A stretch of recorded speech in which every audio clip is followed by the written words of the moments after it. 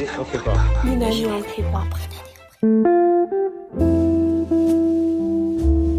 L'enseignement secondaire classique véhicule des significations au second degré, se donnant pour acquis tout un trésor d'expérience au premier degré, lecture suscitée autant qu'autorisée par la bibliothèque paternelle, spectacle de choix que l'on n'a pas à choisir, voyage en forme de pèlerinage culturel, conversation allusive qui n'éclaire que les gens déjà éclairés. N'en résulte-t-il pas une inégalité fondamentale devant ce jeu de privilégiés où tous doivent entrer puisqu'il se présente à eux paré des valeurs de l'universalité? Cet extrait est tiré du livre Les Héritiers, les étudiants et la culture, écrit par Pierre Bourdieu et Jean-Claude Passeron. Lorsque ce livre fut publié en 1964, il fit pas mal de bruit. C'était la première fois que deux sociologues s'attaquaient au mythe de la méritocratie et à son symbole, l'école républicaine. En s'appuyant sur des statistiques précises, Bourdieu et Passeron entreprenaient de montrer que non seulement l'institution scolaire était incapable de compenser les inégalités sociales, mais que, plus encore, et c'était beaucoup plus grave, elle les accentuait. Que l'école ne puisse venir à bout d'un déterminisme familial et social qui place certains enfants en grande difficulté, cela on peut le déplorer, mais on ne saurait vraiment s'en étonner. L'école ne peut pas tout, et il serait assez illusoire d'attendre qu'elle rectifie des trajectoires sociales fortement marquées. Mais admettre que l'école est relativement impuissante face aux inégalités sociales, c'est une chose.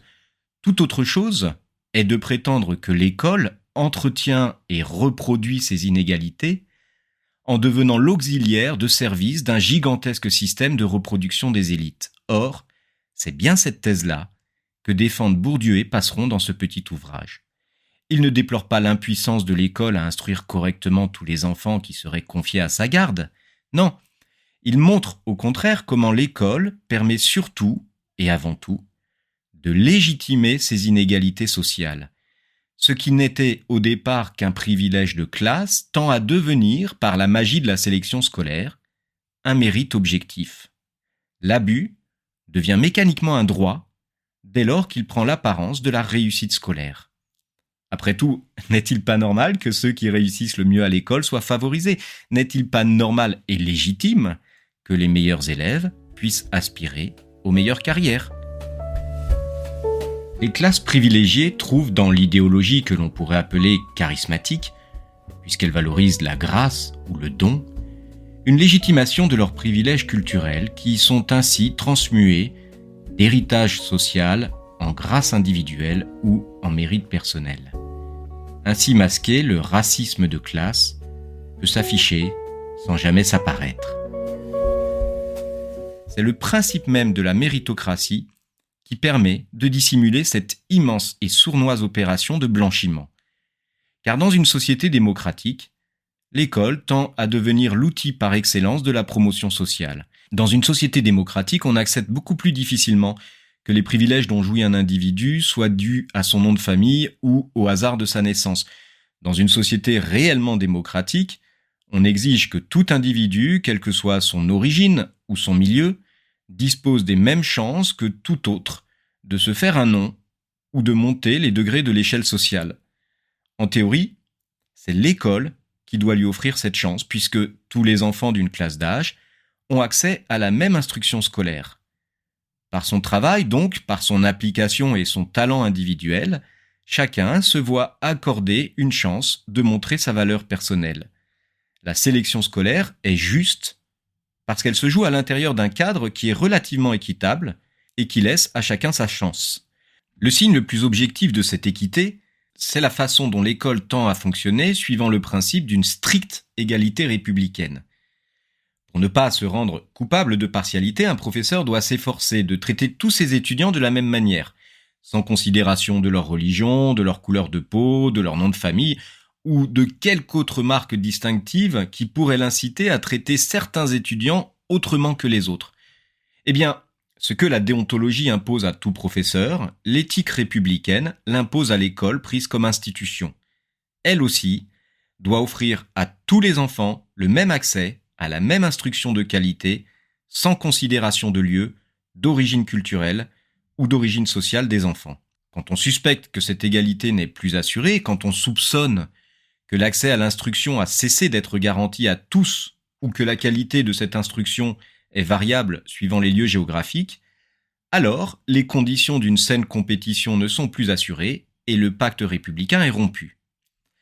Or, la grande originalité de l'ouvrage de Bourdieu et de Passeron, ce qui le rend aussi tellement dérangeant, c'est qu'il ne cherche pas vraiment à montrer que le pacte républicain a été rompu. Il montre, pourrait-on dire, que ce pacte constitue déjà en lui-même une espèce de trahison. Le ver est dans la pomme dès cet instant où un professeur décide, pour ne pas faire preuve de partialité, de traiter tous ses élèves de la même façon en faisant abstraction de leur origine sociale. Le ver est déjà dans la pomme quand l'école choisit de traiter tous les enfants sur le même pied d'égalité, en laissant de côté la gestion des déterminismes sociaux et familiaux qui impactent leurs résultats scolaires.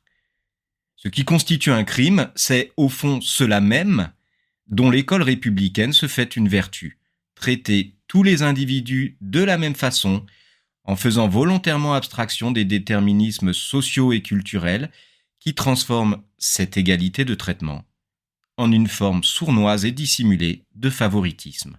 Il en va ainsi parce que la culture scolaire, la culture transmise par l'école, n'est pas une culture qui se suffirait à elle-même. La culture scolaire désigne en effet cet ensemble de connaissances dont la possession fera de vous une personne cultivée. Ce n'est pas la culture au sens ethnologique du terme, celle qui désigne un ensemble d'habitudes et de pratiques, de savoir-faire et de savoir-dire propres à un milieu déterminé, et dont la maîtrise fera de vous non pas une personne cultivée, mais tout simplement une personne acculturée. C'est donc la culture scolaire, la culture comme un savoir que l'on possède, plutôt que la culture comme un code que l'on maîtrise. Et alors, direz-vous ? Et alors, ça change tout. Ça change tout car la culture au sens intellectuel du terme n'est rien en réalité sans la culture au sens ethnologique du terme. Un savoir acquis qui n'entre pas en résonance avec des habitudes de vie est un savoir qui demeurera nécessairement vide, artificiel. Ce sera un savoir déconnecté de l'existence, une simple information parasite qu'il sera très difficile ensuite de garder en mémoire. Pour être vraiment cultivé, il ne suffit pas d'apprendre un certain nombre de choses à l'école. Il faut encore que toutes ces choses entrent en résonance avec une façon de vivre, une façon d'agir et de parler qui en rendent l'assimilation à la fois désirable et naturelle. La culture que l'école transmet ne peut être reçue efficacement que par les enfants, qui sont déjà pleinement acculturés, parce qu'ils maîtrisent les codes sociaux qui leur permettent spontanément d'être à l'aise lorsqu'on leur fait lire des poèmes en alexandrin, ou d'être comme des poissons dans l'eau lorsqu'on leur demande de fournir un intense effort d'abstraction. De là vient ce paradoxe que les meilleurs élèves sont souvent ceux qui n'ont aucun besoin de l'école pour réussir, puisqu'ils pourraient facilement acquérir la culture scolaire par leurs propres moyens. Alors que, au contraire, l'école se révèle incapable de transmettre cette culture à ceux qui en auraient le plus besoin, précisément parce que ceux-là ne maîtrisent aucun des codes qui leur permettraient de s'approprier correctement cette culture. N'approchant de cette culture que sous sa dimension scolaire, ils y voient alors spontanément une forme de connaissance rébarbative et inutile, qui cesse d'avoir pour eux la moindre valeur, sitôt franchi les grilles de l'établissement. Alors bien sûr, et les deux auteurs le reconnaissent volontiers, le jugement qu'ils portent sur l'école pourrait sembler assez caricatural. Dans la pratique, la plupart des professeurs prennent en considération les conditions sociales de leurs élèves. L'école est le reflet de la société, de ses tensions, de ses contrastes, et il serait tout simplement impossible de faire correctement ce métier si nous faisions totalement abstraction des différences sociales des élèves. Mais cette nécessité de faire droit au déterminisme social n'intervient la plupart du temps, observent Bourdieu et Passeron, qu'à la marge, et pour expliquer les cas les plus manifestes d'échec scolaire. Comme l'écrivent les deux sociologues, l'école s'intéresse au déterminisme social uniquement quand il s'agit de traiter ce qu'on appelle vulgairement les cas sociaux. Autrement dit, le déterminisme social est invoqué, mais il est invoqué uniquement quand il s'agit des catégories populaires les plus défavorisées. Tout se passe comme si, avec l'élévation du statut social, ce déterminisme cessait miraculeusement d'agir. Tout se passe comme si ce déterminisme social n'était pas encore et toujours à l'œuvre pour expliquer les médiocres réussites ou les relatifs échecs de la plus grosse partie des élèves issus de la petite bourgeoisie. On insiste tant sur le déterminisme social quand il s'agit des catégories défavorisées, pour se donner le luxe de continuer à ignorer que ce déterminisme social profite en réalité à une toute petite minorité. Alors attention, ça ne veut pas dire qu'il n'y a pas des exceptions brillantes et qu'un enfant d'ouvrier serait incapable de réussir à l'école. Ces cas-là existent bel et bien, mais ils sont l'exception plutôt que la norme, et ils constituent, à l'image du parcours de Pierre Bourdieu lui-même d'ailleurs, il constitue un cas exemplaire de ce qu'on appellerait aujourd'hui un transfuge de classe. Ce que de tels cas manifestent à l'évidence, c'est qu'il est tout à fait possible de surmonter ce déterminisme social, et qu'il est possible d'acquérir les codes culturels qui permettront de devenir un brillant élève. Mais cela suppose deux conditions. D'une part, une certaine lucidité quant à l'importance essentielle de maîtriser des codes.